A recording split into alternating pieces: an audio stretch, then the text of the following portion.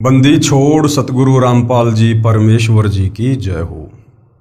परमपिता परमात्मा सारी सृष्टि के रचनहार कुल मालिक असंख्य ब्रह्मांडों के स्वामी जगत गुरु तीनों लोकों में प्रवेश करके सबका धारण पोषण करने वाले राजाधिराज आत्माधार नाथों के नाथ देवों के देव महादेव सर्वेश्वर महेश्वर मृत्युंजय अजरो अमर आदि अनादि सनातनी प्रभु जगत पिता जगदीश्वर श्री श्री 1008 की उपाधि के वास्तविक अधिकारी अकाल मूरत शब्द स्वरूपी राम वासुदेव सर्वगतम ब्रह्म परम पूज्य प्रथम पूज्य परम संत परम पुरुष परम धनी परम दयालु सत्य कबीर हक्का कबीर अल्लाहु कबीर अल्लाहु अकबर बाखबर अल्लाह ताला जगत के तारणहार जगत के मुक्तिदाता जगत के जगन्नाथ हारे के सहारे हिंदुओं के राम मुसलमानों के अल्लाह सिखों के वाहिगुरु ईसाइयों के मसीह दया के सागर दया निधि करुणा के सागर करुणा निधि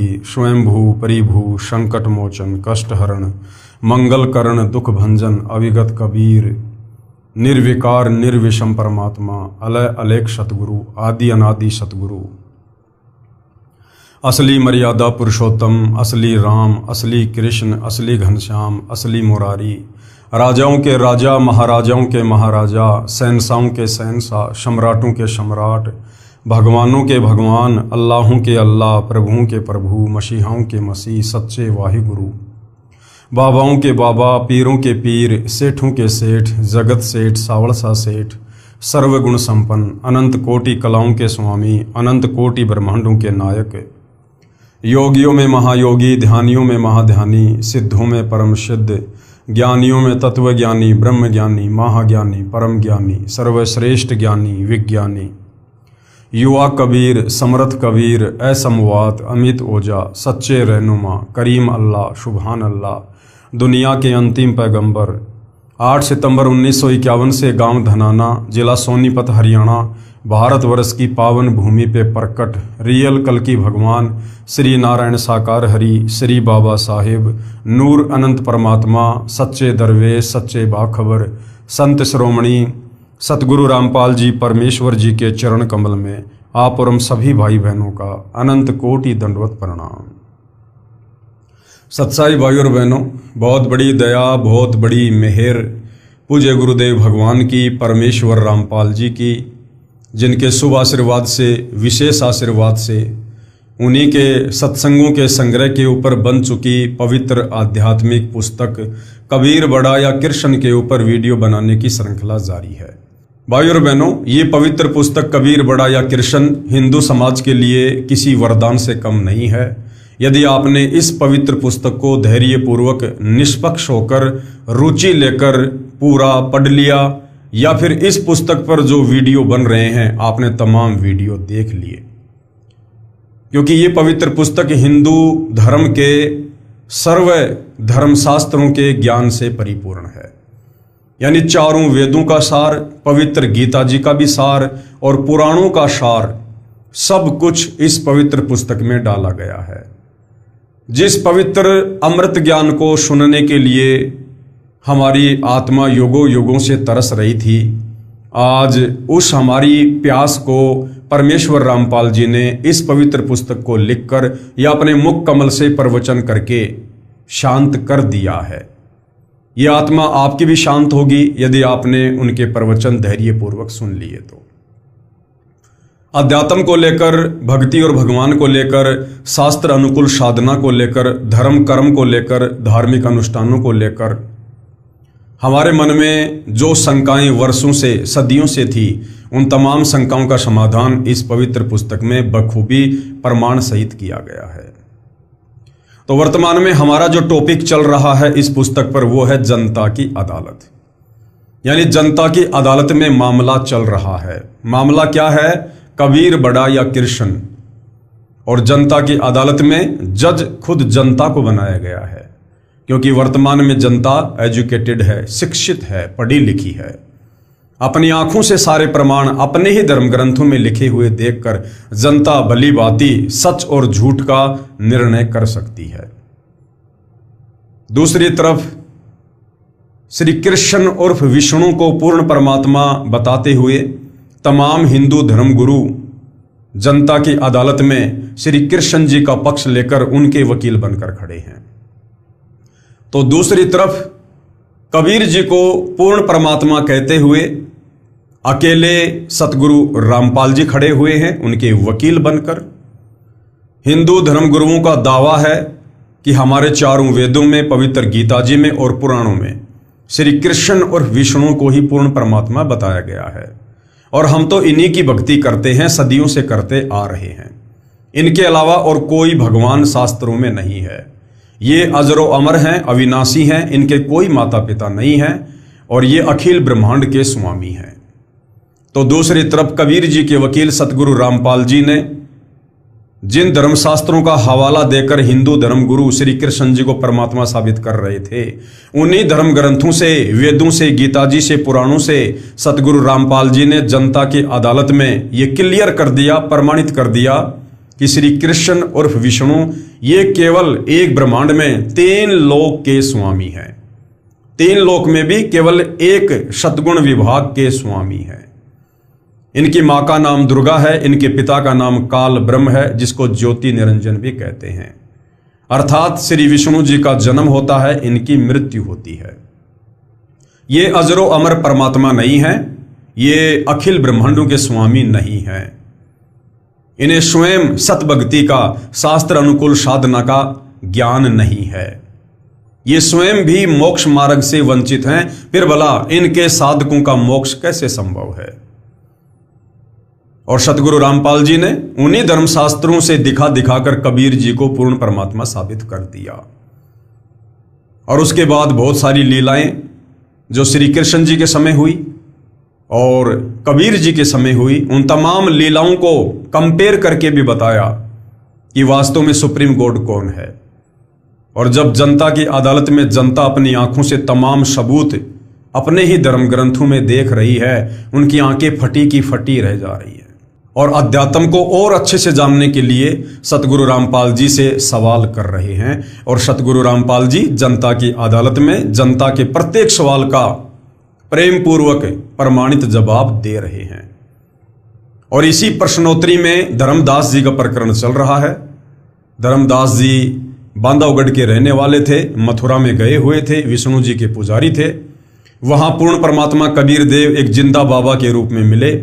धर्मदास जी को गीता जी के ज्ञान से परिचित करवाया, क्योंकि धर्मदास जी विष्णु जी को अपना इष्ट मानते थे और उसी अज्ञान में रंगे हुए थे। तो धर्मदास जी भी अध्यात्म को जानने के लिए जिंदा बाबा के रूप में कबीर परमेश्वर जी से तरह तरह के सवाल करते हैं और परमेश्वर उनका जवाब देते हैं।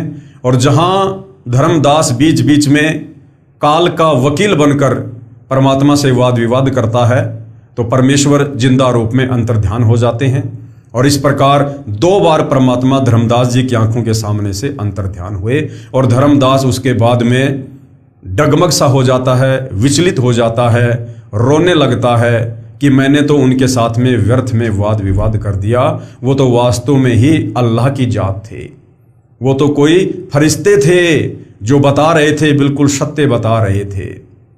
तो दूसरी बार परमात्मा धर्मदास जी के सामने से अंतर्ध्यान हुए और उसके बाद फिर कब मिले, क्या ज्ञान दिया, ये आज के प्रकरण में हम देखेंगे। जिंदा बाबा का दूसरी बार अंतर्ध्यान होना। जिंदा बाबा के रूप में कौन है? खुद कबीर परमात्मा, परम अक्षर ब्रह्म। धर्मदास जी ने कहा, हे जिंदा, आप ये क्या कह रहे हो कि श्री विष्णु जी 3 लोकों में केवल एक विभाग के मंत्री हैं, केवल शतोगुण विभाग के मंत्री हैं, अखिल ब्रह्मांड के स्वामी नहीं हैं। आप गलत कह रहे हो। श्री विष्णु जी तो अखिल ब्रह्मांड के स्वामी हैं। ये ही श्री ब्रह्मा रूप में उत्पत्ति करते हैं, विष्णु रूप होकर संसार का पालन करते हैं तथा शिव रूप होकर संहार करते हैं। और यही चौंध भाई और बहनों पूरे हिंदू समाज को वर्तमान में भी लगी हुई है। हमारे नादान धर्म गुरुओं को तत्व ज्ञान के अभाव में आज भी लगी हुई है, उन्हें आज भी मोतियाबिंद है। हमारे शंकराचार्यों का भी यही मानना है तत्व ज्ञान के अभाव से कि श्री विष्णु जी ब्रह्मा रूप में आकर सृष्टि की उत्पत्ति करते हैं, विष्णु रूप में आकर पालन पोषण करते हैं और शंकर रूप में संहार करते हैं। इन्हें भी वास्तव में अध्यात्म के विषय में नहीं पता है। तथा शिव रूप होकर संहार करते हैं। ये तो कुल के मालिक हैं, यानी सारी सृष्टि के मालिक हैं श्री विष्णु जी। यदि फिर से आपने श्री विष्णु जी को अपमानित किया तो ठीक बात नहीं रहेगी। धर्मदास जी परमात्मा से नाराज हो गए अपने इष्ट के विषय में उल्टी सीधी बातें सुन के। हालांकि उल्टी सीधी बातें धर्मदास जी को लग रही थी, लेकिन परमात्मा तो सीधी सीधी कह रहे थे। परमेश्वर कबीर जी ने कहा, मूर्ख के समझावते ज्ञान गाठ का जाए, और कोयला होत न उजला भावे सोमन साबुन लाए। इतना कहकर परमेश्वर जिंदा रूपधारी अंतर्ध्यान हो गए। दूसरी बार परमेश्वर को खोने के पश्चात धर्मदास बहुत उदास हो गए। भगवान विष्णु में इतनी अटूट आस्था थी कि आंखों प्रमाण देखकर भी झूठ को त्यागने को तैयार नहीं थे। कबीर जान बूझ सांची तजे, करे झूठ से ने, ताकि संगत हे प्रभु शौपन में भी ना दे। लेकिन ये परमात्मा दयालु है। इस काल ने युगों युगों से हमारे ऊपर जो ये अज्ञान का काला रंग जमा रखा है, परमेश्वर के बिना इसे कौन साफ कर सकता है। तो ये दयालु हमारी किसी बात का बुरा नहीं मानते हैं। तो परमेश्वर ने धर्मदास जी को झटका दिया, क्योंकि बीच बीच में वो काल का वकील बन जाया करता था। कुछ देर के पश्चात धर्मदास की बुद्धि से काल का साया हटा और अपनी गलती पर विचार किया कि सब प्रमाण गीता से ही प्रत्यक्ष किए गए थे। धर्मदास जी सोचने लगे कि जिंदा बाबा सारे के सारे प्रमाण हम हिंदुओं की गीता जी को दिखा दिखा कर बता रहे थे, अध्याय बता रहे थे, श्लोक बता रहे थे, और मैं ही व्यर्थ में अपनी अल्प बुद्धि के चलते उनके साथ में वाद विवाद कर रहा था। महात्मा जी अपनी जगह बिल्कुल सही थे। जिंदा बाबा ने अपनी ओर से तो कुछ भी नहीं कहा। मैं कितना अभागा हूं कि मैंने अपने हठी व्यवहार से देव स्वरूप तत्वदर्शी संत को खो दिया। अब तो वे देव नहीं मिलेंगे, मेरा जीवन व्यर्थ हो जाएगा। ये विचार करके धर्मदास सिहर उठा, यानी अंदर से कांप गया, अर्थात भय से कांपने लगा। खाना भी कम खाने लगा, उदास रहने लगा, तथा मन मन में अर्जी लगाने लगा कि हे देव, हे जिंदा बाबा, एक बार दर्शन दे दो। भविष्य में ऐसी गलती कभी नहीं करूंगा। मैं आपसे करबद्ध प्रार्थना करता हूं, मुझ मूर्ख की ओछी मंदी बातों पर ध्यान ना दो। मुझे फिर मिलो गोसाई, आपका ज्ञान सत्य, आप सत्य, आप जी का एक एक वचन अमृत है। कृपया दर्शन दो, नहीं तो अधिक दिन मेरा जीवन नहीं रहेगा। इस प्रकार की हृदय से प्रार्थना आत्मा से रो रो कर आदरणीय धर्मदास जी करने लगे। तीसरे दिन परमेश्वर कबीर जी एक दरिया के किनारे वृक्ष के नीचे बैठे थे। आसपास कुछ आवारा गायें भी उसी वृक्ष के नीचे बैठी जुगाली कर रही थी। कुछ दरिया के किनारे घास चर रही थी। धर्मदास की दृष्टि दरिया के किनारे पीतांबर पहने बैठे संत पर पड़ी। अब तीसरी बार परमात्मा जब धर्मदास के सामने आते हैं तो एक हिंदू साधु का रूप बनाकर आते हैं। देखा आसपास गायें चर रही हैं, ऐसा लगा जैसे साक्षात भगवान कृष्ण अपने लोक से आकर बैठे हों। और भाई वास्तव में यदि सृष्टि में कोई असली कृष्ण है तो सतगुरु रामपाल जी हैं, ये कबीर भगवान ही है।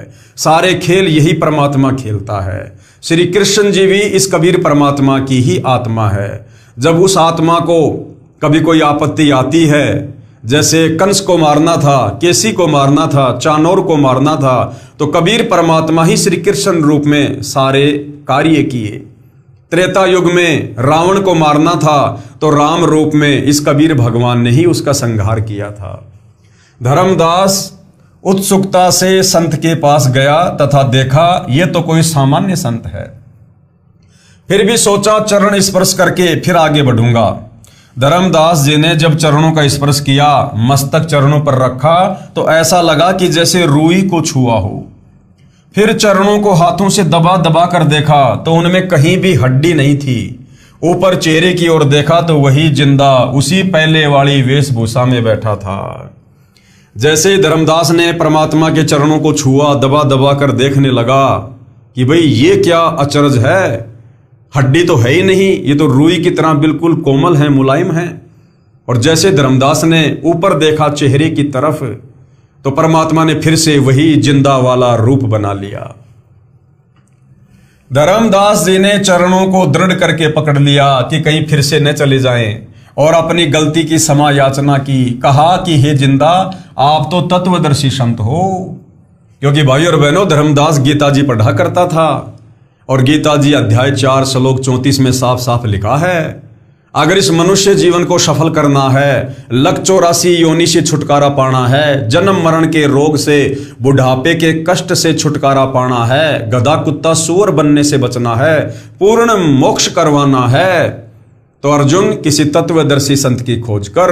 वो तत्वदर्शी संत तुझे परमात्म ज्ञान बताएगा।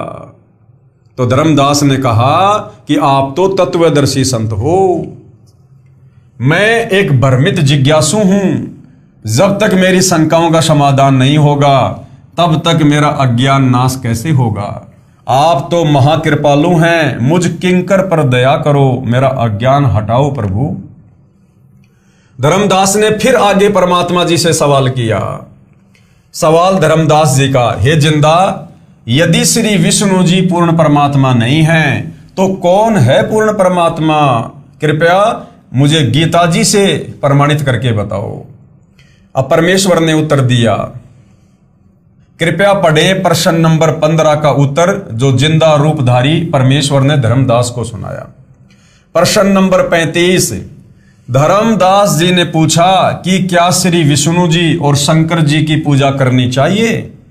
उत्तर दिया जिंदा बाबा का, नहीं करनी चाहिए। फिर धर्मदास जी ने सवाल किया, कृपया मुझे गीता जी से प्रमाणित करके बताओ। तो परमेश्वर ने बताया, कृपया पढ़ें प्रश्न नंबर 17 का उत्तर। यानी पहले भाई और बहनों, इस पवित्र पुस्तक में हम इन तमाम बातों के ऊपर विवेचन कर चुके हैं। तो आप जी यदि लगातार वीडियो देख रहे हैं, तो आप जी ने सारे जो जवाब हैं वो जान लिए होंगे, इसलिए परमात्मा जी आगे बढ़ रहे हैं। धर्मदास को प्रभु ने सुनाया गीता शास्त्र से प्रत्यक्ष प्रमाण देखकर धर्मदास की आंखें खुली की खुली रह गई, जैसे किसी को सदमा लग गया हो। झूठ कह नहीं सकता, स्वीकार करने के लिए अभिव्यक्त लगेगा। जिंदा रूपधारी परमेश्वर ने धर्मदास को संबोधित करते हुए कहा कि हे वैष्णव महात्मा, कौन सी दुनिया में चले गए, लौट आओ। मानो धर्मदास नींद से जागा हो। सावधान होकर कहा, कुछ नहीं कुछ नहीं, कृपया और ज्ञान सुनाओ ताकि मेरा भ्रम दूर हो सके। परमेश्वर कबीर जी ने सृष्टि की रचना धर्मदास जी को सुनाई। कृपया पढ़ें इसी पुस्तक के पेज नंबर 389 पर, जो हम आगे पढ़ेंगे। सृष्टि रचना सुनकर धर्मदास जी को ऐसा लगा मानो पागल हो जाऊंगा, क्योंकि जो ज्ञान आज तक हिंदू धर्मगुरुओं, ऋषियों, महर्षियों, संतों से सुना था, वह निराधार तथा अप्रमाणित लग रहा था। जिंदा बाबा हिंदू सदग्रंथों से ही प्रमाणित कर रहे थे, शंका को कोई स्थान नहीं था। मन मन में सोच रहा था कि कहीं मैं पागल तो नहीं हो जाऊंगा। प्रश्न नंबर 37, धर्मदास ने फिर सवाल किया, हे जिंदा, क्या हिंदू धर्म के गुरुओं तथा ऋषियों को शास्त्रों का ज्ञान नहीं है? तो परमात्मा जी ने कहा, क्या यह बताने की भी आवश्यकता शेष है कि धर्मदास, तुझे मैंने इतना ज्ञान समझा दिया, सृष्टि रचना बता दी, गीता जी के अध्याय और श्लोक बता दिए, क्या अभी भी तुझे ये बात बताने की आवश्यकता है कि हिंदू धर्म गुरुओं को, आचार्य शंकराचार्यों को, या दुनिया के किसी भी धर्म के किसी भी धर्म गुरु को शास्त्र अनुकूल साधना का ज्ञान है या नहीं है? धर्मदास जी की अन्य संतों से ज्ञान चर्चा, क्योंकि धर्मदास अपने मन का वहम पूरी तरह से निकालना चाहता था। अभी वो पूरा विश्वास जिंदा बाबा के रूप में कबीर परमात्मा पर नहीं कर पा रहा था। उसने सोचा कि हमारे हिंदू धर्म में इतने बड़े बड़े मठाधीश, जिनकी लंबी लंबी जटा, दाढ़ी, पीतांबर पहने हुए, हजारों लाखों जिनके शिष्य, बड़े बड़े मठ, आश्रम, क्या उनके पास भी ज्ञान नहीं है? तो धर्मदास अपनी मन की शंकाओं को शांत करने के लिए उन बड़े बड़े संतों के पास जाता है। प्रश्न नंबर 38, धर्मदास जी का। धर्मदास जी ने मन में विचार किया कि ये कैसे हो सकता है कि हिंदू धर्म के किसी संत गुरु महर्षि को सत्य आध्यात्मिक ज्ञान नहीं। ये कहकर धर्मदास जी के मन में आया कि किसी महामंडलेश्वर से ज्ञान सुनना चाहिए। एक रमते फकीर के पास क्या मिलेगा, यानी जिंदा बाबा के पास क्या मिलेगा, ये तो ऐसे घूमता फिरता रहता है, मुझे तो बड़े बड़े मंडलेश्वरों के पास जाना चाहिए। ये बात मन में सोच ही रहा था कि परमेश्वर जिंदा जी ने धर्मदास जी के मन का दोष जानकर कहा कि आप अपने महामंडलेश्वरों से ज्ञान प्राप्त कर लो। ये कहकर परमेश्वर तीसरी बार अंतर्ध्यान हो गए। धर्मदास की मन की बात कहकर परमात्मा जी अंतर्ध्यान हो गए। अब धर्मदास ने देखा, भाई तेरे मन की बात जान ली, जो तू सोच रहा था वही बोल दिया, और उसी समय परमात्मा अंतर्ध्यान हो गए। धर्मदास तो व्याकुल हो गया, परेशान हो गया कि अब की बार तो ये भगवान मुझे बिल्कुल भी नहीं मिलेगा। ये कहकर परमेश्वर तीसरी बार अंतर्ध्यान हो गए। धर्मदास जी ठगे से रह गए और अपने मन के दोष को जिंदा महात्मा के मुख कमल से सुनकर बहुत शर्मसार हुए। जब प्रभु अंतर्ध्यान हो गए तो बहुत व्याकुल हो गया, परंतु धर्मदास जी को आशा थी कि हमारे महामंडलेश्वरों के पास तत्व ज्ञान अवश्य मिलेगा। यदि जिंदा बाबा मुसलमान के ज्ञान को तत्व ज्ञान मानकर साधना स्वीकार करना, तो ऐसा लग रहा है जैसे धर्म परिवर्तन करना हो, क्योंकि जिंदा बाबा रूप में परमात्मा उसे मुसलमान दिखाई दे रहे थे। अब धर्मदास महामंडलेश्वरों के पास जाता है। अब परमेश्वर ने उसको इस स्थिति में लाकर क्यों छोड़ा, परमात्मा ने क्यों उसको ढीला छोड़ दिया कि जाने दो इसको महामंडलेश्वरों के पास? क्योंकि पहले परमात्मा जी ने गीता जी से धर्मदास जी को उन तमाम श्लोकों से परिचित करवा दिया जो धर्मदास जी को खटक गए, और परमात्मा जी को पता था कि धर्मदास उन्हीं श्लोकों के विषय में उन महामंडलेश्वरों से पूछेगा, और वो महामंडलेश्वर जवाब नहीं दे पाएंगे तो धर्मदास की चोंद टूट जाएगी। यह समाज में निंदा का कारण बनेगा कि यदि मैंने मुसलमान से नाम ले लिया, गुरु बना लिया, तो समाज में मेरी निंदा होगी। इसलिए अपने हिंदू महात्माओं से तत्व ज्ञान जानकर श्रेष्ठ शास्त्र अनुकूल भक्ति करनी ही उचित रहेगी। इस बार धर्मदास जी को जिंदा बाबा का अचानक चला जाना खटका नहीं, क्योंकि उसकी गलतफहमी थी कि हिंदू इतना बड़ा तथा पुरातन धर्म है, क्या कोई भी तत्वदर्शी संत नहीं मिलेगा? अरे भैया, एक समय में इस पृथ्वी पर एक ही तत्वदर्शी संत होता है, एक ही, और वो स्वयं कबीर परमात्मा जी सतलोक से चलकर आते हैं। धर्मदास जी एक वैष्णव महामंडलेश्वर श्री ज्ञानानंद जी के आश्रम में गया। उस समय श्री ज्ञानानंद जी का बहुत बोलबाला था। वह स्वामी रामानंद जी काशी वाले का शिष्य था, परंतु उस समय स्वामी रामानंद जी तो परमेश्वर कबीर जी का शिष्य गुरु बन चुका था। वह अपने ज्ञान को अज्ञान मान चुका था। स्वामी रामानंद जी ने अपने सर्व ऋषि शिष्यों से बोल दिया था कि मेरे द्वारा बताया ज्ञान व्यर्थ है और यह साधना शास्त्र विरुद्ध है। आप सब परमेश्वर कबीर जी से दीक्षा ले लें, परंतु जाति का अभिमान, शिष्यों में प्रतिष्ठा, ज्ञान के स्थान पर अज्ञान का भंडार जीव को सत्य स्वीकार करने नहीं देता। परमात्मा कहते हैं राज तजना सहज है। इंसान अपना राज्य भी त्याग सकता है ज्ञान समझ में आने के बाद, और सहज त्रिया का ने अपनी स्त्री का मोह भी छोड़ सकता है। पर मान बढ़ाई ईर्ष्या दुर्लभ तजना, ये मान बढ़ाई और ईर्ष्या, इसको त्यागना बेहद कठिन है, और इसको त्यागे बिना हम परमात्मा प्राप्ति नहीं कर सकते। धर्मदास जी ने श्री ज्ञानानंद जी से प्रश्न किया कि हे स्वामी जी, क्या भगवान विष्णु से भी ऊपर कोई प्रभु है? श्री ज्ञानानंद जी ने उत्तर दिया कि श्री विष्णु स्वयं परम ब्रह्म परमात्मा हैं, इनसे ऊपर कौन हो सकता है? श्री कृष्ण जी भी श्री विष्णु जी स्वयं ही थे, उन्होंने ही श्रीमद् भगवद गीता का ज्ञान दिया। आपको किसने भ्रमित कर दिया? धर्मदास जी ने पूछा कि गीता अध्याय 8 श्लोक 1 में अर्जुन ने पूछा कि तत्व ब्रह्म क्या है, तो गीता अध्याय 8 श्लोक 3 में भगवान ने यानी गीता ज्ञानदाता ने कहा कि वह परम अक्षर ब्रह्म है। ये तो भगवान कृष्ण से अन्य प्रभु हुआ। ज्ञानानंद स्वामी बोला, लगता है तेरे को उस काशी वाले जुलाहे का जादू चढ़ा है। चल चल अपना काम कर, भगवान कृष्ण से अन्य कोई प्रभु नहीं है। धर्मदास जी को पता चल गया कि इसके पास वो ज्ञान नहीं है जो जिंदा बाबा ने परमाणु सहित बताया। धर्मदास निराश होकर वहां से चल दिया। धर्मदास जी को यह नहीं पता था कि काशी वाला जुलाहा व बाबा जिंदा ही है। अब धर्मदास को यह नहीं पता था कि जो जिंदा बाबा उसको मिला था वो काशी वाला कबीर ही था। तो धर्मदास फिर वहां से आगे चला गया ज्ञान प्राप्ति की सोचकर। फिर धर्मदास को पता चला कि एक मोहनगिरी नाम के महामंडलेश्वर हैं, उनके पास जाकर भगवान की चर्चा करनी शुरू की। पहले 1 रुपया दक्षिणा चढ़ाई, जिस कारण से मोहनगिरी ने उनको निकट बैठाया और बताया कि भगवान शिव सर्व सृष्टि के रचने वाले हैं, इनसे बढ़कर संसार में कोई प्रभु नहीं है। ओम नमः शिवाय मंत्र का जाप करो। धर्मदास जी प्रणाम करके चल पड़े कि रोंग नंबर। सोचा इनका कितना अच्छा नाम है, ज्ञान दे ले 1 पैसे का नहीं है। नाम तो मोहनगिरी और ज्ञान 1 दे लेगा नहीं। धर्मदास जी से किसी ने बताया कि एक बहुत बड़ा तपस्वी है, कई वर्षों से खड़ा तप कर रहा है। धर्मदास जी वहां गए। वह नाथ पंथ से जुड़ा था, भगवान शिव को समर्थ परमात्मा बताता था। तप करके हठ योग से परमात्मा की प्राप्ति मान रहा था।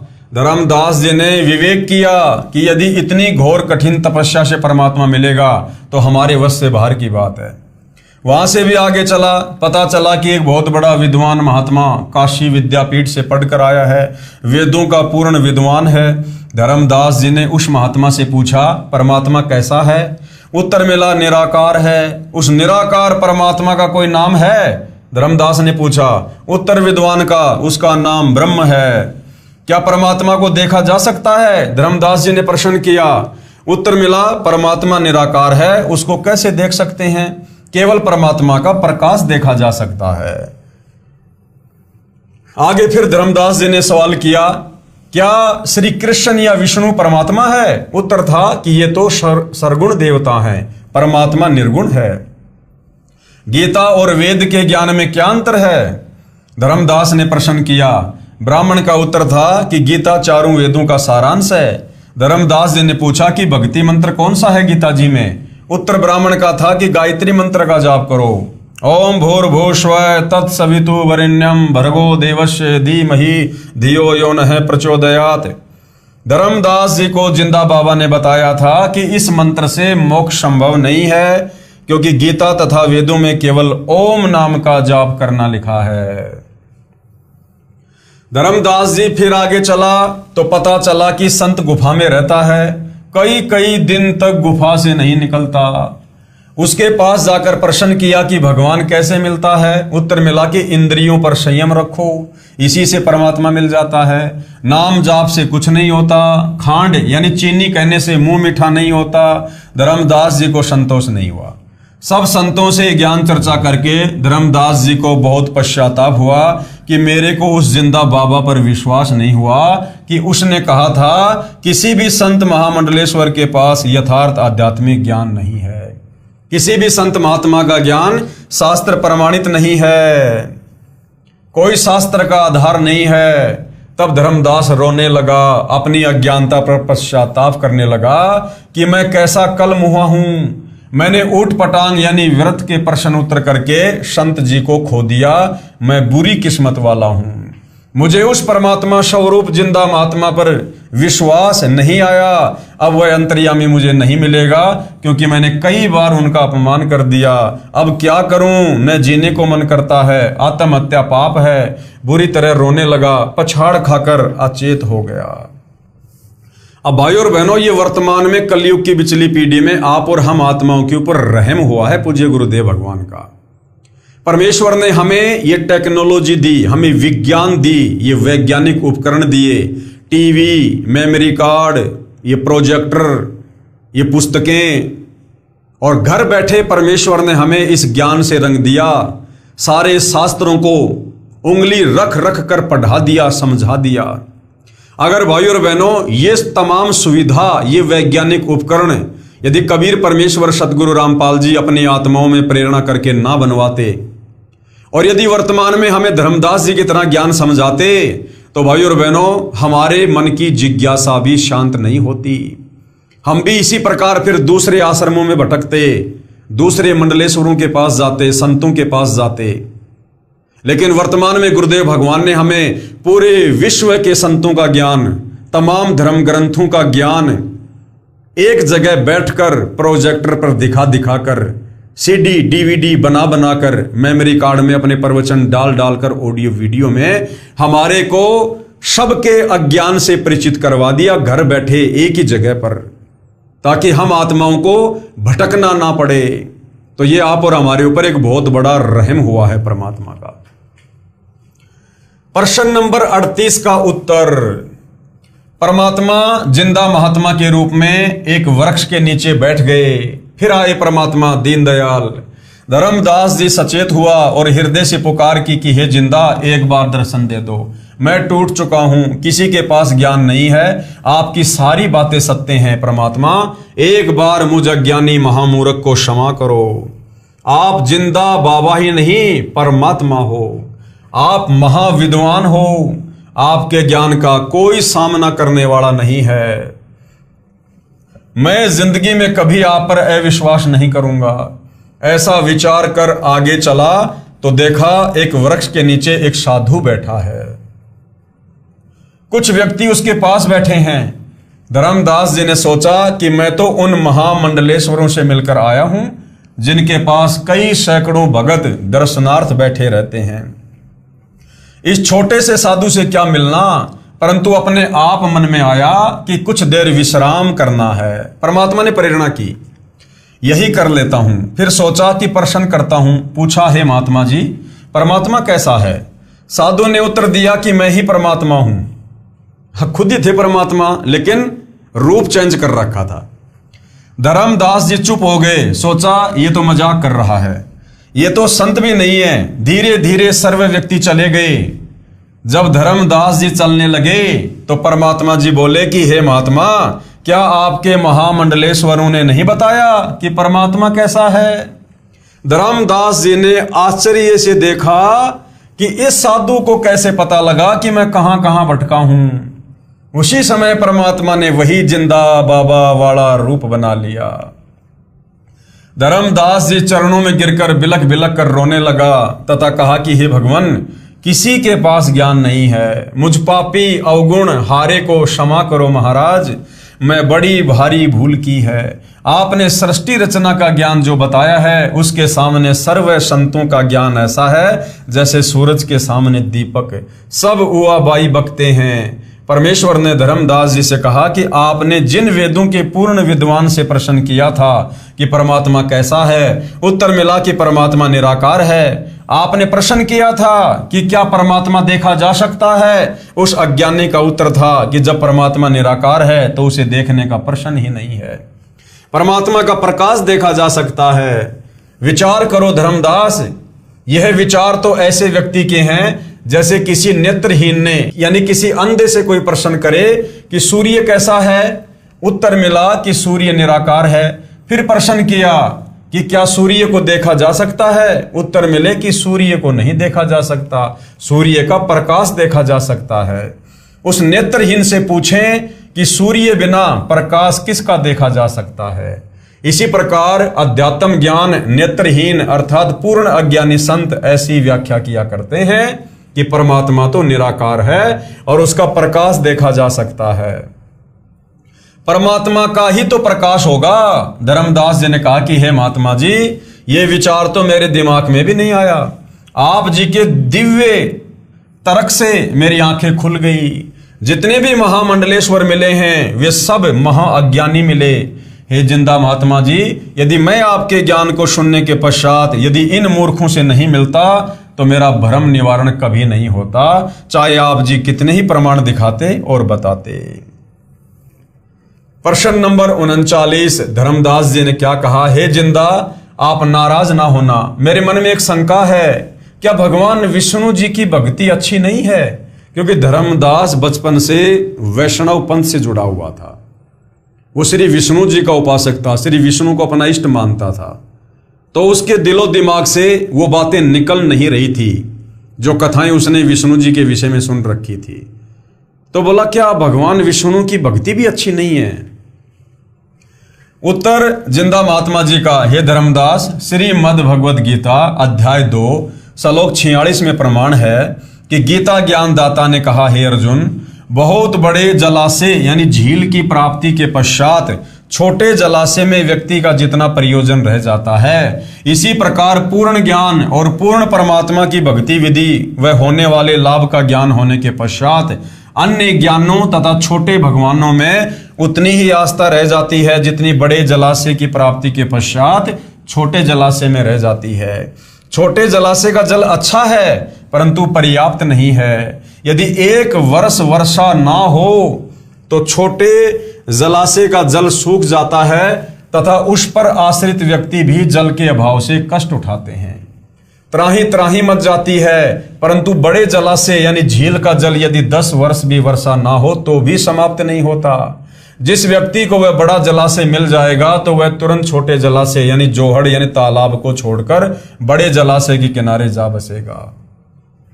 जिस समय गीता ज्ञान सुनाया गया उस समय सर्व व्यक्ति तालाबों के जल पर ही आश्रित थे, इसलिए ये उदाहरण दिया था। इसी प्रकार श्री विष्णु सतगुण की भक्ति भले ही आप अच्छी मानते हैं परंतु पूर्ण मोक्षदायक नहीं है।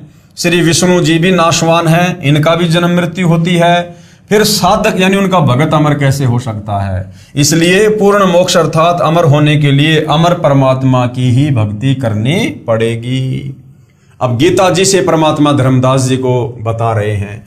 पेश है गीता अध्याय 2 श्लोक 46 की फोटोकॉपी। सब ओर से परिपूर्ण जलाशय के प्राप्त हो जाने पर यानी पूर्ण परमात्मा का ज्ञान हो जाने पर, पूर्ण परमात्मा की भक्ति प्राप्त हो जाने पर छोटे जलाशय में मनुष्य का जितना प्रयोजन रहता है, ब्रह्म को तत्व से जानने वाले ब्राह्मण का समस्त वेदों में उतना ही प्रयोजन रह जाता है। जिस प्रकार बड़ा जलाशय मिल जाने पर छोटा जलाशय बुरा नहीं लगता, लेकिन उसकी औकात का पता चल जाता है कि अगर 1 साल बरसात नहीं हुई तो मैं तो प्यासा मर जाऊंगा, मेरा परिवार प्यासा मरेगा, खेती नहीं कर पाऊंगा। तो बड़ा जलाशय मिलने के बाद व्यक्ति की पूरी आस्था बड़े जलाशय में हो जाती है। इसी प्रकार पूर्ण परमात्मा कबीर देव की सतभक्ति मिलने के बाद और ज्ञान समझ में आने के बाद भगत की आस्था इन ब्रह्मा विष्णु महेश में छोटे जलाशय की बाती रह जाती है कि भैया ये ब्रह्मा विष्णु महेश तो काम चलाओ सरकार है, ये हमें गधा कुत्ता सुअर बनने से नहीं बचा सकते, ये हमारे जन्म मरण और बुढ़ापे के कष्ट को नहीं काट सकते, ये नरक में जाने से नहीं बचा सकते। तो इस प्रकार परमात्मा जी ने धर्मदास जी को समझाया कि ब्रह्मा विष्णु महेश ये कोई बुरे नहीं है, लेकिन हमें जो मनुष्य जन्म मिला है मोक्ष प्राप्ति के लिए वो इनके बस से बाहर की बात है। प्रश्न नंबर 40 है, हे जिंदा महात्मा जी, मैंने आपके ऊपर अविश्वास किया, मैं महापापी हूं, मुझे क्षमा करना। परमेश्वर ने उत्तर दिया, जिंदा बाबा जी का उत्तर, हे धर्मदास, मैंने ही आपके मन में यह प्रेरणा की थी। यदि आप उन अपने धर्म गुरुओं की तलाशी ना लेते तो आप कभी मेरी बातों पर विश्वास नहीं करते। रह रहकर तेरे मन को यही बात कचोटती रहती कि ऐसा नहीं हो सकता कि हिंदू धर्म के किसी महर्षि महामंडलेश्वर व संत महंत को तत्व ज्ञान नहीं होगा। अब आप मेरी बातों पर विश्वास करोगे। विचार करो धर्मदास, जब गीता ज्ञान दाता गीता अध्याय 4 श्लोक 32 व 34 में कहता है कि जो ज्ञान परम अक्षर ब्रह्म यानी परमेश्वर अपने मुख कमल से सुनाता है वह तत्व ज्ञान है, और गीता अध्याय 4 श्लोक 32 में यह बताया गया है उस ज्ञान को तू तत्वदर्शी संतों के पास जाकर समझ। फिर गीता अध्याय 4 श्लोक 34 में क्या बताया कि उस ज्ञान को तू किसी तत्वदर्शी संत के पास जाकर समझ। अर्थात धर्मदास, अगर तुम्हारी गीता ज्ञान देने वाले भगवान के पास में कंप्लीट ज्ञान होता तो वो अर्जुन को तत्वदर्शी संत की शरण में जाकर ज्ञान समझने को क्यों कह रहा है? वो खुद ही समझा देता,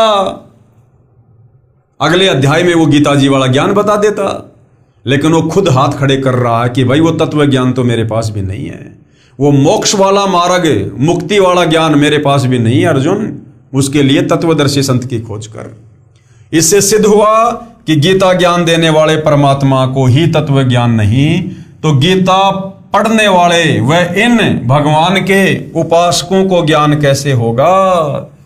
भाई जब गीता जी का ज्ञान देने वाले भगवान को तत्व ज्ञान नहीं है तो इन मंडलेश्वरों के पास में कहां से आएगा, उसके पुजारियों के पास कहां से आएगा वो तत्व ज्ञान। पेश है गीता अध्याय 4 श्लोक 32 की फोटोकॉपी। इस प्रकार और भी बहुत तरह के यज्ञ वेद की वाणी में विस्तार से कहे गए हैं। वेद की वाणी नहीं, ब्रह्मणे मुखे का मतलब है सच्चिदानंद घन ब्रह्म की वाणी, यानी कबीर वाणी में, 5वें वेद सूक्ष्म वेद में। उन सबको तू मन, इंद्रिय और शरीर की क्रिया द्वारा संपन्न होने वाला जान। इस प्रकार तत्व से जानकर उनके अनुष्ठान द्वारा तू कर्म बंधन से सर्वदा मुक्त हो जाएगा। पेश है गीता अध्याय 4 श्लोक 34 की फोटोकॉपी, जिसमें तत्वदर्शी संत की शरण में जाकर तत्व ज्ञान समझने की सलाह दी गई है। क्या कहा गया है? उस ज्ञान को तू तत्वदर्शी ज्ञानियों के पास जाकर समझ, उनको भली भांति दंडवत प्रणाम करने से, उनकी सेवा करने से और कपट छोड़कर सरलता पूर्वक प्रश्न करने से वे परमात्म तत्व को भली भांति जानने वाले ज्ञानी महात्मा तुझे उस तत्व ज्ञान का उपदेश करेंगे। यानी गीता ज्ञान दाता ब्रह्म ने क्लियर कर दिया कि भैया मेरे पास में वो तत्व ज्ञान नहीं है, कंप्लीट मोक्ष मार्ग वाला ज्ञान नहीं है। तो बताओ फिर आचार्य, शंकराचार्य, ब्रह्मा, विष्णु, महेश, संत, महंत, इनको कहां से ज्ञान हो जाएगा? यह फोटोकॉपी गीता अध्याय 4 श्लोक 32 की है, जो गीता प्रेस गोरखपुर से प्रकाशित है। इसमें ब्रह्मणे का अर्थ वेद की यानी मुखे का अर्थ वाणी किया है, जो गलत है। ब्रह्मणे शब्द का अर्थ इसी अनुवादक ने गीता अध्याय 17 श्लोक 23 में क्या किया है? सच्चिदानंद घन ब्रह्म। यहां भी सच्चिदानंद घन ब्रह्म किया जाना चाहिए, यानी सच्चिदानंद घन ब्रह्म की वाणी में, परम अक्षर ब्रह्म की वाणी में, फिर सही अनुवाद बन जाता है। गीता अध्याय 2 श्लोक 53 में कहा कि हे अर्जुन, भिन्न भिन्न प्रकार से भ्रमित करने वाले वचनों से हटकर तेरी बुद्धि जब एक तत्व ज्ञान पर स्थिर हो जाएगी तब तो तू योग यानी भक्ति को प्राप्त होगा। भावार्थ है कि जब तक तू भगत बनेगा, इसलिए मैंने धर्मदास तेरे को उन संतों मंडलेश्वरों के पास जाने के लिए प्रेरित किया था।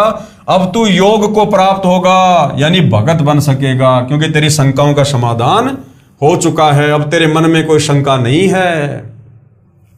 पेश है गीता अध्याय 2 श्लोक 53 की फोटोकॉपी। भांति भांति के वचनों को सुनने से विचलित हुई तेरी बुद्धि जब परमात्मा में अचल और स्थिर ठहर जाएगी तब तू योग को प्राप्त होगा, यानी तू भक्ति करने लायक बनेगा, अर्थात तेरा परमात्मा से नित्य संयोग हो जाएगा। आगे धर्मदास जी ने फिर सवाल किया परमात्मा जी से, क्या पूर्ण मोक्ष के लिए भगवान विष्णु जी तथा भगवान शंकर जी की पूजा को छोड़ना पड़ेगा? परमात्मा जी ने उत्तर दिया, इन प्रभुओं को नहीं छोड़ना। कि हे धर्मदास, ब्रह्मा विष्णु महेश को नहीं छोड़ना, ये तो भक्ति रूपी पेड़ की टहनियां हैं, इनको तोड़ना नहीं, इनको छोड़ना नहीं। हमने भक्ति विधि चेंज करनी है, इनकी पूजा छोड़नी होगी। इन भगवानों को नहीं छोड़ना, इनकी पूजा छोड़नी है। पूजा हमने परम अक्षर ब्रह्म की करनी है, कबीर देव की करनी है। हमने ब्रह्मा विष्णु महेश को छोड़ना नहीं है। ये तो भक्ति रूपी पेड़ की टहनियां हैं, फल तो इन्हीं के लगेंगे। लेकिन हम जो इनकी पूजा करके सर्व लाभ प्राप्त करना चाह रहे हैं, ये हमारी नादानी है। तो क्या उत्तर दिया? इन प्रभुओं को नहीं छोड़ना, इनकी पूजा छोड़नी होगी। फिर धर्मदास जी ने सवाल किया, हे जिंदा, मैं समझा नहीं, इन विष्णु और शंकर प्रभुओं को नहीं छोड़ना और पूजा छोड़नी पड़ेगी? मेरी छोटी बुद्धि है, मैं महाज्ञानी प्राणी हूं, कृपया विस्तार से बताने की कृपा करें। तो परमेश्वर जी ने क्या उत्तर दिया? उत्तर जिंदा महात्मा जी का, हे धर्मदास जी, आप इनकी साधना शास्त्र विधि त्याग कर मनमाना आचरण कर रहे हो। यानी तुम जो ब्रह्मा विष्णु महेश को इष्ट मान के पूजा कर रहे हो ना, ये गीता और वेदों के विरुद्ध है, मनमाना आचरण है, जिससे आप जी को लाभ नहीं मिल रहा। इन देवताओं से लाभ लेने के साधना के मंत्र मेरे पास हैं। जैसे भैंसा है, उसको भैंसा भैंसा करते रहो, वह आपकी ओर नहीं देखेगा। उसको एक विशेष मंत्र हुर्र हुर्र है, उसको सुनते ही वह तुरंत प्रभावित होगा और आवाज करने वाले की ओर खींचा चला आता है। इसी प्रकार ये जो ब्रह्मा विष्णु महेश हैं, इनके नाम जाप करने से कुछ नहीं होगा। श्री ब्रह्मा देवाय नमः, ओम नमः भागवते वासुदेवाय नमः, ओम नमः शिवाय, ओम गणेशाय, ये तो इनके शरीर के नाम हैं, ये तो इनकी पहचान है। इनके मूल मंत्र क्या हैं, इनके बीज मंत्र क्या हैं, जिससे ये आकर्षित हों और साधक को सर्व लाभ दें। परमात्मा ने कहा कि वो मुझ तत्वदर्शी संत के पास हैं और धरती पर किसी के पास नहीं। इसी प्रकार इन सर्व आदरणीय देवताओं के निज मंत्र हैं, यानी मूल मंत्र हैं, जिनसे वे पूर्ण लाभ तथा तुरंत लाभ देते हैं। प्रिय पाठकों, वही मंत्र मेरे पास यानी सतगुरु रामपाल जी के पास हैं। वर्तमान में इस धरती पर वो मंत्र, इन देवी देवताओं के मूल मंत्र, बीज मंत्र, जिससे साधक सर्व लाभ प्राप्त करेगा, वो केवल धरती पर सतगुरु रामपाल जी के पास हैं। क्योंकि सतगुरु रामपाल जी वर्तमान में गीता अध्याय 4 श्लोक 34 के अनुसार एकमात्र तत्वदर्शी संत हैं, जो परमेश्वर जी ने गुरु जी के माध्यम से मुझे दिए। आओ और प्राप्त करो। जैसा कि आपको बताया था, प्रश्न नंबर 33 के उत्तर में वर्णन किया था कि ये संसार एक वृक्ष जानो, ये संसार एक उल्टा लटका हुआ पीपल का वृक्ष जानो, परम अक्षर ब्रह्म इसकी जड़े जानो, यानी कबीर परमात्मा इसकी जड़ हैं, और अक्षर पुरुष जो है वो तना जानो, और क्षर पुरुष यानी काल मोटी डार तथा तीनों देवता रजगुण ब्रह्मा जी, सतगुण विष्णु जी तथा तमगुण शिव जी, इस संसार रूपी वृक्ष की शाखाएं जानो, और पात रूप संसार। यदि आप कहीं से आम का पौधा लेकर आए हो तो गड्ढा खोदकर उसकी जड़ों को उस गड्ढे में मिट्टी में दबाओगे और जड़ों की सिंचाई करोगे, तब वह आम का पेड़ बनेगा और उस वृक्ष की शाखाओं को फल लगेंगे। इसलिए वृक्ष की शाखाओं को तोड़ा नहीं जा सकता। ये ब्रह्मा विष्णु महेश तो भक्ति रूपी वृक्ष की शाखाएं हैं, परंतु इनको जड़ के स्थान पर गड्ढे में मिट्टी में दबाकर इनकी सिंचाई नहीं की जाती। परंतु ब्रह्मा विष्णु महेश भक्ति रूपी पेड़ की शाखाओं की पूजा नहीं की जाती। पूजा हम पेड़ की जड़ की करेंगे, परम अक्षर ब्रह्म की करेंगे, कबीर देव की करेंगे, फिर ये ब्रह्मा विष्णु महेश रूपी शाखाओं को फल लगेंगे। ठीक इसी प्रकार संसार रूपी वृक्ष की जड़ अर्थात परम अक्षर ब्रह्म को इष्ट रूप में मानकर पूजा करने से शास्त्र अनुकूल साधना होती है, जो परम लाभ देने वाली होती है। इस प्रकार किए गए भक्ति कर्मों का फल यही तीनों देवता संसार वृक्ष की शाखाएं ही कर्म अनुसार प्रदान करते हैं। इसलिए इनकी पूजा छोड़नी है, लेकिन इनको छोड़ा तोड़ा नहीं जा सकता। यही प्रमाण श्रीमद् भगवद गीता अध्याय 3 श्लोक 8 से 15 तक में भी है, और कहा है कि हे अर्जुन, तू शास्त्र विहित कर्म कर, यानी जैसी भक्ति शास्त्रों में बताई है उस अनुसार कर, अर्थात शास्त्रों में जैसे भक्ति करने को कहा है वैसा भक्ति कार्य कर। यदि घर त्याग कर जंगलों में चला गया, अर्थात तू कर्म सन्यासी हो गया, या एक स्थान पर बैठकर हठ पूर्वक साधना करने लगेगा, तो तेरा शरीर पोषण का निर्वाह भी नहीं होगा। इसलिए कर्म न करने की अपेक्षा कर्म करते करते भक्ति कर्म करना श्रेष्ठ है। गीता अध्याय 3 श्लोक 8 का निष्कर्ष है, देखिएगा अपनी आंखों से। पेश है गीता अध्याय 3 श्लोक 8 की फोटोकॉपी। तू शास्त्र विहित कर्तव्य कर्म कर, यानी जो भक्ति साधना शास्त्रों में बताई है वेद और गीता में वो कर, क्योंकि कर्म न करने की अपेक्षा कर्म करना श्रेष्ठ है, तथा कर्म ना करने से तेरा शरीर निर्वाह भी नहीं सिद्ध होगा। यानी काम भी कर और अपनी भक्ति भी कर। अगर तू एक जगह बैठ गया काम धंधा छोड़ के, तो फिर तेरा शरीर कैसे चलेगा, तेरा पेट कैसे भरेगा, तू भक्ति भी सफल नहीं कर पाएगा। इसलिए काम भी कर और भक्ति भी कर, लेकिन भक्ति कर शास्त्रों के अनुसार तत्वदर्शी संत को गुरु बनाकर। जो साधक यानी भगत शास्त्र विधि त्याग कर मनमाना आचरण करते हैं, अर्थात शास्त्र अनुकूल भक्ति कर्मों के अतिरिक्त दूसरे कर्मों में लगा हुआ मनुष्य समुदाय कर्मों के बंधन में बंधकर जन्म मरण के चक्कर में सदा रहता है। इसलिए हे कुंती पुत्र अर्जुन, शास्त्र विरुद्ध भक्ति कर्म जो कर रहा है उससे आसक्ति रहित होकर शास्त्र अनुकूल भक्ति कर्म कर। गीता अध्याय 3 श्लोक 9 में पेश है गीता अध्याय 3 श्लोक 9 की फोटोकॉपी। यज्ञ के निमित्त किए जाने वाले कर्मों के अतिरिक्त दूसरे कर्मों में लगा हुआ ही यह मनुष्य समुदाय कर्मों से बंधता है। इसलिए हे अर्जुन, तू आसक्ति से रहित होकर उस यज्ञ के निमित्त ही भली भांति कर्तव्य कर्म कर। यानी जो भक्ति कर्म करने की सलाह परमात्मा देते हैं, हमारे शास्त्र देते हैं, वही भक्ति कर्म कर। इसके अलावा यदि तू मनमाना आचरण करेगा तो तू कर्मों के बंधन में बंधेगा, काल के जाल में जकड़ा रह जाएगा। संसार की रचना करके प्रजापति कुल के मालिक ने सर्वप्रथम मनुष्यों की रचना करके साथ साथ यज्ञों अर्थात धार्मिक अनुष्ठानों की जानकारी का ज्ञान देते हुए इनसे कहा था कि तुम लोग इस तरह बताए शास्त्र अनुकूल कर्मों द्वारा वृद्धि को प्राप्त हो। इस प्रकार शास्त्र अनुकूल की गई भक्ति तुम लोगों को इच्छित भोग प्राप्त कराने वाली हो। गीता अध्याय 3 श्लोक 10। ये देखिएगा, प्रजापति ब्रह्मा ने कल्प के आदि में यज्ञ सहित प्रजाओं को रचकर उनसे कहा कि तुम लोग इस यज्ञ के द्वारा वृद्धि को प्राप्त हो और ये यज्ञ तुम लोगों को इच्छित भोग प्रदान करने वाला हो।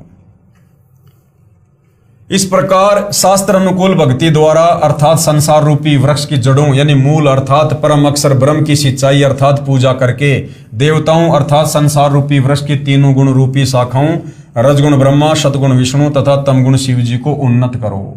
ये देवता संसार वृक्ष की शाखा तीनों देवता आपको कर्मानुसार फल देकर उन्नत करेंगे। इस प्रकार एक दूसरे से उन्नत करके परम कल्याण अर्थात पूर्ण मोक्ष को प्राप्त हो जाओ। गीता अध्याय 3 श्लोक 11। इस यज्ञ के द्वारा देवताओं को उन्नत करो। कौन सा यज्ञ? शास्त्र अनुकूल साधना करके, परम अक्षर ब्रह्म कबीर देव की पूजा करके वे देवता तुम लोगों को उन्नत करें। यानी जब हम कबीर परमेश्वर की यानी भक्ति रूपी पौधे की जड़ों की पूजा करेंगे तो जड़ों से खुराक जाएगी तने में, तने से डार में, डार से शाखाओं में। शाखा कौन है? ब्रह्मा विष्णु महेश। और ब्रह्मा विष्णु महेश से फिर साधक को तमाम लाभ मिलेंगे। तो शास्त्र अनुकूल साधना करने से ये देवी देवता भी प्रसन्न और साधक भी प्रसन्न। इस प्रकार निस्वार्थ भाव से एक दूसरे को उन्नत करते हुए तुम लोग परम कल्याण को प्राप्त हो जाओ। शास्त्र विधि अनुसार किए गए भक्ति कर्मों अर्थात यज्ञों द्वारा बढ़ाए हुए देवता अर्थात संसार रूपी वृक्ष की जड़ अर्थात मूल मालिक परम अक्षर ब्रह्म को इष्ट रूप में प्रतिष्ठित करके भक्ति कर्म से बढ़ी हुई शाखाएं तीनों देवता तुम लोगों को बिना मांगे ही कर्मानुसार इच्छित भोग निश्चय ही देते रहेंगे। यानी जब हम पूर्ण परमेश्वर कबीर साहिब की तत्वदर्शी संत की शरण में आकर शास्त्र अनुकूल साधना करेंगे, धर्म कर्म करेंगे तो हमारे शुभ संस्कार बनेंगे, भक्ति कर्म बनेंगे, शुभ कर्म बनेंगे। वो कबीर परमेश्वर जी के पास जाएंगे। उन संस्कारों के बदले परमात्मा हमें जो लाभ देगा वो किस विधि से देगा?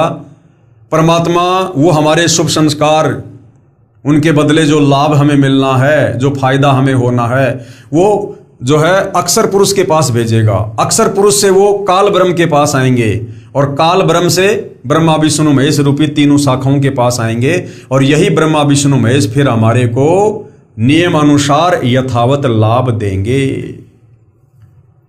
जैसे आम के पौधे की जड़ की सिंचाई करने से पेड़ बनकर शाखाएं उन्नत हो गई, फिर उन शाखाओं को अपने आप फल लगेंगे, जड़ जड़कर गिरेंगे। व्यक्ति को जो कर्मानुसार धन प्राप्त होता है वह उपरोक्त विधि से होता है। यदि कोई व्यक्ति उन देवताओं शाखाओं द्वारा दिए धन में से पुण्य दान पुण्य नहीं करता अर्थात जो पुण्य शास्त्र अनुकूल साधना नहीं करता, केवल अपना ही पेट भरता है, स्वयं ही भोगता रहता है, वह तो परमात्मा का चोर है। गीता अध्याय 3 श्लोक 12। ये देखिएगा, यज्ञ के द्वारा यानी शास्त्र अनुकूल साधना के द्वारा बढ़ाए हुए देवता तुम लोगों को बिना मांगे ही इच्छित भोग निश्चय ही देते रहेंगे। यानी आम के पेड़ की जड़ की पूजा करेंगे, पूजा का मतलब सिंचाई करेंगे, देखभाल करेंगे, खाद डालेंगे तो ऑटोमेटिक पेड़ बनेगा और फिर शाखाओं को आम लगेंगे ही लगेंगे, ना चाहते हुए भी लगेंगे। इसी प्रकार उन देवताओं के द्वारा दिए हुए भोगों को जो पुरुष इनको बिना दिए स्वयं भोगता है वह चोर ही है। शास्त्र अनुकूल भक्ति की विधि में सर्वप्रथम परमात्मा को भोग लगाया जाता है। क्या कहा जाता है? शास्त्र अनुकूल भक्ति की विधि में यानी जो भक्ति साधना हम भगत भाई बहन वर्तमान में तत्वदर्शी सतगुरु रामपाल जी से उपदेश प्राप्त करके कर रहे हैं, इस भक्ति साधना में सर्वप्रथम पूर्ण परमात्मा को भोग लगाया जाता है। सर्वप्रथम परमात्मा को भोग लगाया जाता है। भंडारा करना होता है। पहले परम अक्षर ब्रह्म को इष्ट रूप में पूजकर भोग लगाकर शेष भोजन को भक्तों में बांटा जाता है। उस बचे हुए अन्न को सत्संग में उपस्थित अच्छी आत्माएं ही खाती हैं, क्योंकि पुण्य आत्माएं ही परमात्मा के लिए समय निकालकर धार्मिक अनुष्ठानों में शामिल होते हैं। इसलिए कहा है कि उस यज्ञ से बचे हुए अन्न को खाने वाले संतजन सब पापों से मुक्त हो जाते हैं। जो पापी लोग होते हैं, जो तत्वदर्शी संत के सत्संग में नहीं जाते, उनको ज्ञान नहीं होता, वे पाप आत्मा अपना शरीर पोषण करने के लिए ही भोजन पकाते हैं। वे तो पाप को ही खाते हैं, क्योंकि भोजन खाने से पहले हम भगत संत सब परम अक्षर ब्रह्म को भोग लगाते हैं, जिससे सारा भोजन पवित्र प्रसाद बन जाता है। जो ऐसा नहीं करते वे परमात्मा के चोर हैं। भगवान को भोग न लगा हुआ भोजन पाप का भोजन होता है। इसलिए कह रहा है, जो धर्म कर्म शास्त्र अनुकूल नहीं करते वे पाप के भागी होते हैं। गीता अध्याय 3 श्लोक 13।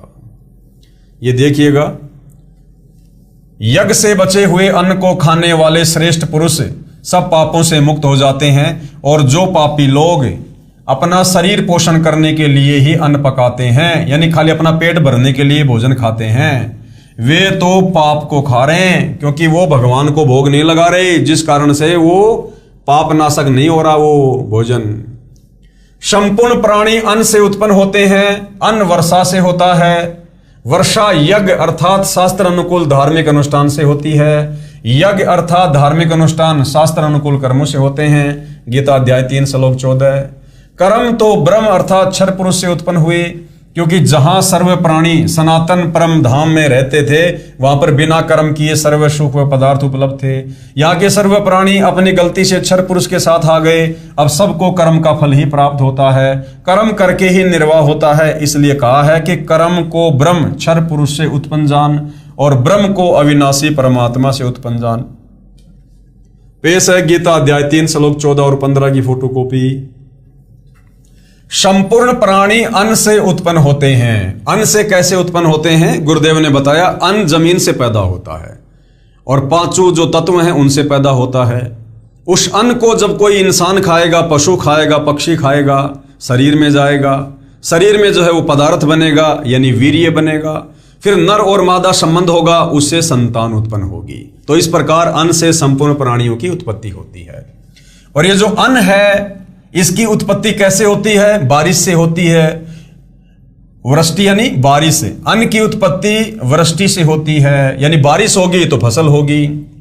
और ये जो वृष्टि है यानी बारिश है, ये कैसे होती है? यज्ञ से होती है, यानी शास्त्र अनुकूल साधना के तहत जो यज्ञ किए जाते हैं, जो पांचों यज्ञ हम कर रहे हैं, उससे होती है। और ये यज्ञ कैसे होते हैं? यज्ञ विहित कर्मों से, यानी शास्त्र अनुकूल साधना से उत्पन्न होने वाला है। कर्म समुदाय को तू वेद से उत्पन्न, और वेद को अविनाशी परमात्मा से उत्पन्न हुआ जान। वेदों का उत्पत्ति करता कौन? कबीर परमात्मा, परम अक्षर ब्रह्म। इससे सिद्ध होता है कि सर्वव्यापी परम अक्षर परमात्मा सदा ही यज्ञ में प्रतिष्ठित है।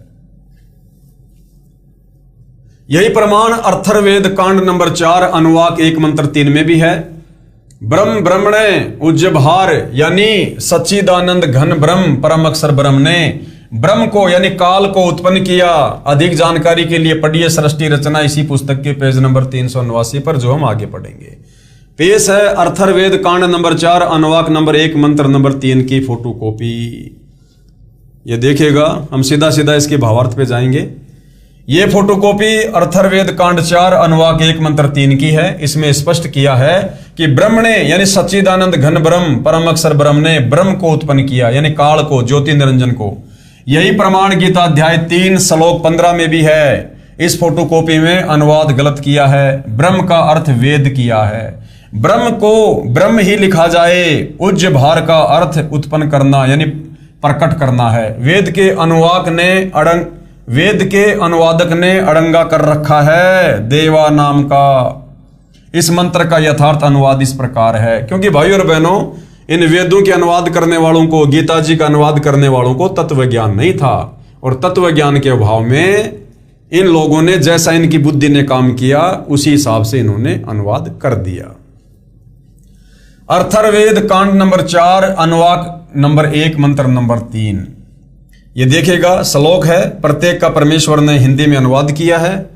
हम सीधा सीधा इसके भावार्थ पे चलेंगे कि ये मंत्र हमें क्या समझाना चाहता है। भावार्थ: पूर्ण परमात्मा अपने द्वारा रची सृष्टि का ज्ञान तथा सर्व आत्माओं की उत्पत्ति का ज्ञान अपने निजी दास को स्वयं ही सही बताता है कि पूर्ण परमात्मा ने अपने मध्य अर्थात अपने शरीर से अपनी शब्द शक्ति के द्वारा ब्रह्म यानी क्षर पुरुष यानी काल की उत्पत्ति की तथा सर्व ब्रह्मांडों को ऊपर शतलोक, अलखलोक, अगमलोक, अनामी लोक आदि तथा नीचे परब्रह्म के यानी अक्षर पुरुष के 7 संग ब्रह्मांड तथा ब्रह्म यानी काल के 21 ब्रह्मांडों को अपनी धारणा करने वाली आकर्षण शक्ति से ठहराया हुआ है।